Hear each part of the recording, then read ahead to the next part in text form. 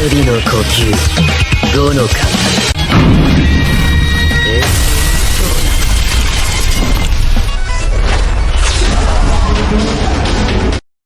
Habang nagpapagaling si Tanjiro at ang kanyang mga kaibigan mula sa mga nakapipinsalang pangyayari sa Swordsmith Village Arc, ang Demon Slayer's Core at ang kanilang kaaway na si Muzan Kibutsuji ay humaharap sa kanilang huling paghaharap. Ang Hashira, ang pinakamataas na ranggo na swordsman sa Core, ay nagpasya na oras na para sanayin ang mga miyembro nito sa kanilang lugar ng kadalubhasaan para sa pinakamagandang pagkakataon na magtagumpay sa darating na labanan. Ngunit hindi ito magiging madali, nang mag-ulat ang Demon Slayers na may dumudukot sa mga residente ng isang maliit na nayon, tumugon ang Wind Hashira, Sanemi Shinozagawa, at ang Serpent Hashira, Oba na Iiguro.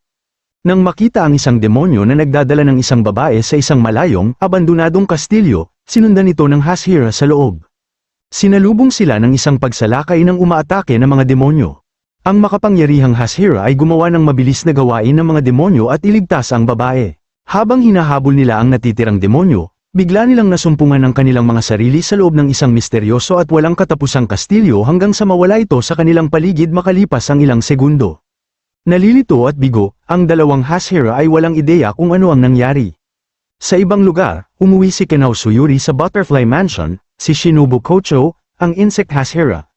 Sa ibang lugar, ay aalis na para sa isang pulong ng Hashira. Hiniling niya kay Kenao na bantayan si Nezuko Kamedo ngayong nakikita na siya ni Muzan, sa silid ng ospital ng mansyon, nakipag-chat si Goto kay Tanjiro Kamedo tungkol sa mga residente ng Swordsmith Village at tinanong kung maayos si Nezuko, siya ay, sabi ni Tenjiro, ngunit walang nakakaalam kung siya ay nagbabago bilang isang demonyo o nagiging mas tao. Nagtipon ng Hashira bilang tugon sa isang tawag mula kay Kagaya Yubayashiki, ang pinuno ng Demon Slayer Corps.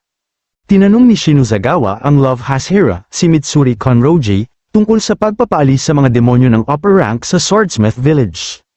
Ang Stone Hashira, gaya may Haimjima, ay nagpapahayag ng pasasalamat na nalampasan nila ang pagsubok na buhay.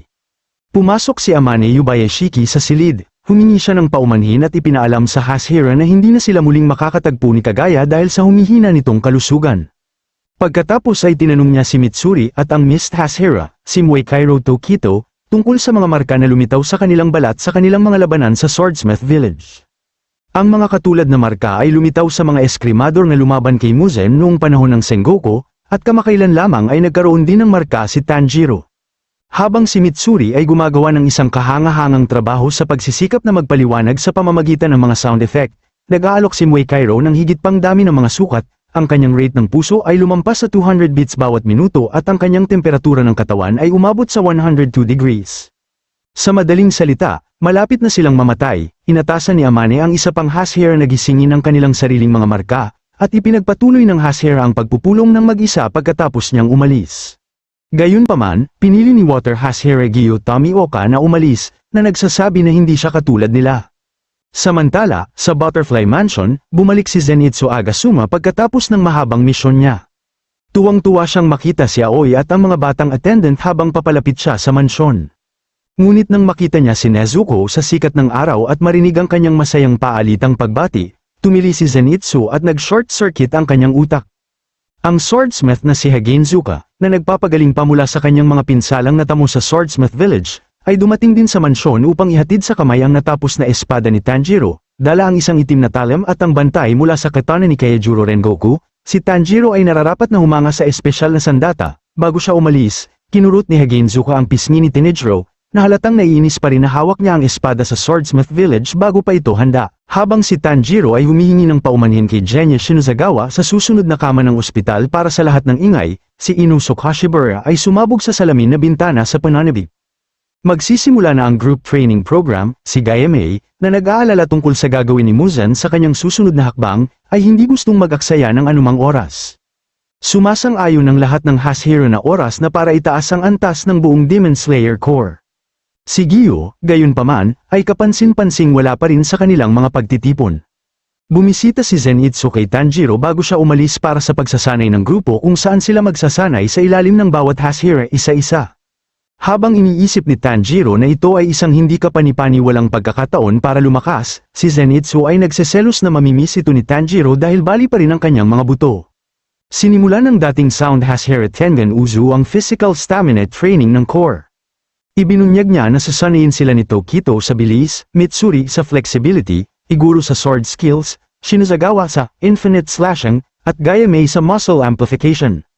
Mahirap ang pagsasanay para sa mga miyembro ng Demon Slayer Corps, ngunit sinubukan ni Hashira at ng mga trainees ang kanilang pinakamahirap. Bumalik sa Butterfly Mansion, narinig ni Tanjiro ang pagtapik sa bintana. Ito ang uwak ni Kagaya na may apurahang mensahe na nagsasabi na si Giyu ay hindi sumasali sa pagsasanay sa Hashira, na ikinagulat ni Tanjiro. Tulad ng para sa Kagaya mismo, siya ay nakahiga nang hindi gumagalaw sa isang futon sa kanyang tahanan habang inaalagaan siya ni Amane. Taos puso siyang nagpapasalamat sa lahat ng ginawa nito para sa kanya.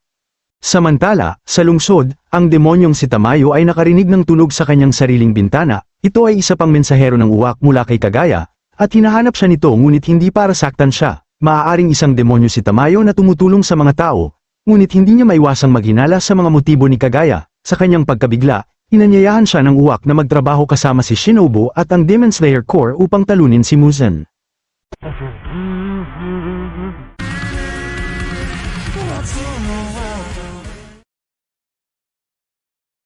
Bagamat likas na naghihinala si Tamayo sa imbitasyon ni Kagaya Yubayashiki na magtulungan, isinasaalang-alang niya ang mga salita ng messenger ng uwak pagkatapos nitong lumipad palayo sa kanyang windowsill.